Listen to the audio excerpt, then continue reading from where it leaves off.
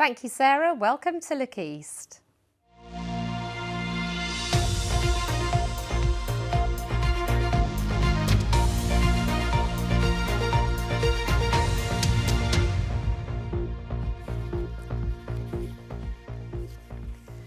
Hello, I'm Felicity Simper. First this lunchtime, how one family's cancer journey described in a poem that has been nominated for a national award. Rose's poem tells the story of how Tom, her husband, who's a teacher, was diagnosed with testicular cancer at the age of 28 and the impact it had on them. It's been turned into a film by the local charity It's on the Ball, with the aim to raise awareness of the disease and its symptoms. This report from Susie Fowler-Watt. I remember the day 5 years ago when my husband was subdued. I just knew he was worried. I could tell by his mood. Then we're looking for any prime numbers less than 20. It was a normal day for Tom, a secondary school maths teacher, until he noticed something abnormal. A swelling had appeared on his testicle. It was quickly diagnosed as cancer. Tell me what it was like, that finding out that you had cancer. How did that affect you? I think the impact for me, I almost felt a bit sort of numb, a bit blind to it almost. I think the way my brain works, I knew I needed to have an operation. I knew I needed some blood test scans.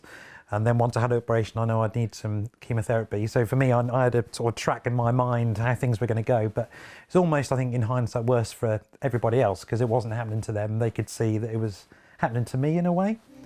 At just 28 years old, surely this was not true. Or were we one of the unlucky few?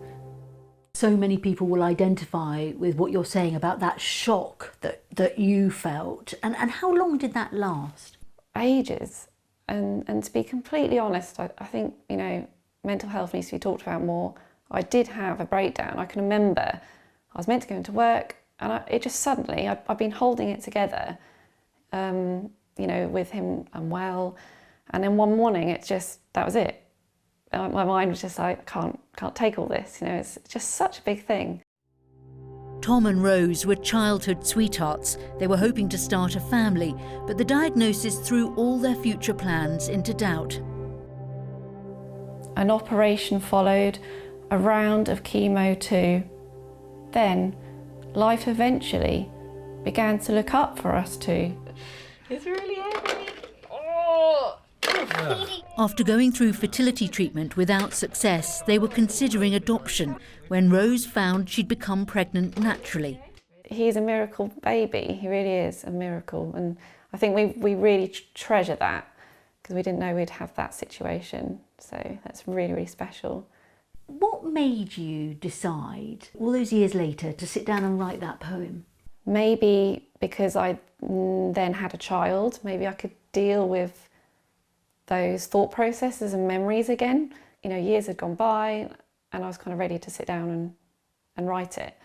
5 years on, my husband is clear, and while I write this, our baby boy is now here. Tom, now, Yes. all these years later, how are you and how are you feeling about life? Very, very positive. I'm a very positive person. My job, I feel now, is to try and make a difference to other people and try and get other people to get themselves checked. And now you have little Freddie as well. He's just beautiful, isn't he? He's just, what a miracle. A man in his 20s has been arrested on suspicion of arson after an explosion in a seaside village in Norfolk. Firefighters were called to an outbuilding at a property in Winterton-on-Sea at 6:30 this morning. It's thought the fire started in a shed and spread to a burger van parked nearby. There are no reports of any injuries. I looked out the window and it was ablaze, and we got up, got everyone out, knocked at the neighbours, got them all out, phoned the fire brigade. And lucky enough, a dog walker has seen the start of the fire, but it's caused quite a lot of damage with the heat alone, so it must have been very hot. A man from Norfolk who tried to throw his former partner into a disused well has been found guilty of attempted murder. 56-year-old Douglas Clifton Brown attacked Camilla Welby in Congham in August 2023. Norwich Crown Court heard he'd driven her to the High House estate, which his family operated as a wedding venue. Clifton Brown admitted causing grievous bodily harm with intent to cause serious harm, as well as making a threat to kill. A regulator has warned that staff shortages at a major hospital trust in Essex has put the safety of expectant mothers and their babies at risk. The Care Quality Commission has rated maternity services at Basildon and Southend hospitals as requires improvement following an inspection in March. It said patients' needs could not always be identified and met quickly due to gaps in staffing levels. The Mid and South Essex NHS Foundation Trust said it was working hard to improve. Suffolk Hedgehog Hospital says it's seen record numbers of injured, unwell or in need hedgehogs during the winter months. The site, which is near Newmarket, has been taking up to 1,000 hedgehogs a year, some with infections and other with strimmer injuries. The hospital is struggling to feed them and other wildlife in its care. Since the 1st of November, we've had 153 in by Christmas. It's just been insane, just non-stop. The numbers that are coming into us are unreal now. We're taking in over 1,000 a year, along with other wildlife as well that are struggling. Cannot sustain what I've been doing recently. My house has been taken over by the hedgehogs. Now, for anyone with a fear of dark or enclosed spaces, you might want to look away now, because Royston Cave has a very unusual job opportunity. It's the chance to volunteer as a tour guide. Successful applicants will take visitors underground to shine a light on the fascinating carvings that have mystified historians for generations. Nicola Hazler has more. How do you fancy this as your office? No one knows for sure what this ancient cave was used for under Royston High Street, but you can be part of its history. They're looking for a new tour guide. So Emma, tell us how this cave was discovered. Well, back in 1742, above our heads up there was a butter market, and the ladies in the market wanted a new bench. So the workmen were digging down to build the foundations for this bench and come across a millstone.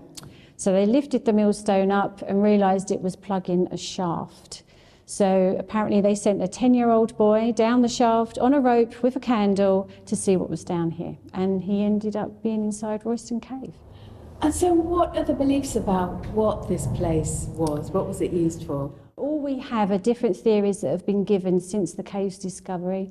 Those theories range from a wayside hermitage, a private chapel for Lady Roysia, or even a place where the Knights Templar stored their goods and then did their prayers. We know the Templars were local. They had a stronghold at Baldock, and they would come to Royston to sell their goods. So we know they were in the area. What kind of skills do the applicants need to have to want to work in a place like this? Well, a love of history would be beneficial because there are different sort of historical areas that they need to revise and learn. So if you love history, that's going to be beneficial. It's just so unique. I mean, where else is your office a cave underground? And many people just walk above our heads, some blissfully unaware that there's a cave under their feet. So I think it's just a great job to have.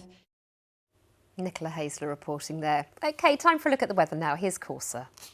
Hello there, good afternoon. Well, this rather stagnant weather scenario is set to continue for the rest of today and for this weekend as well. We do have a lot of cloud around, and it does stay largely dry as high pressure is in charge. But a lot of cloud around this afternoon. There may just be some breaks in the cloud, though, to allow some spells of brightness through. And the winds remain light, and it is a cooler day compared with yesterday. Temperatures this afternoon only reaching around 5 to 7 Celsius.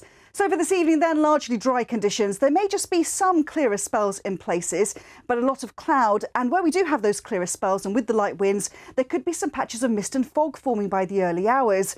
And temperatures overnight, well, quite a chilly night, dipping to close to freezing or just above. So it does mean the weekend starts off on a chilly note, and there will be some mist and fog first thing that may be a bit slow to clear, but once it does, a lot of cloud around throughout the day, some brighter spells perhaps developing in places, but they will be fairly limited. The winds remain light, and a cooler day tomorrow. The wind direction more of a southeasterly, only reaching around 3 or 4 Celsius.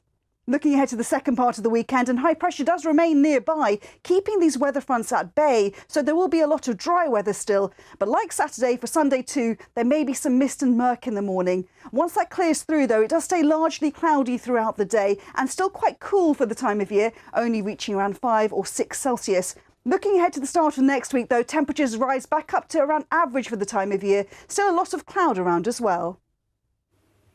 That's all for now. Look East will be back at 6:30. Let's return to Sarah Campbell with the rest of the news at 1. Bye.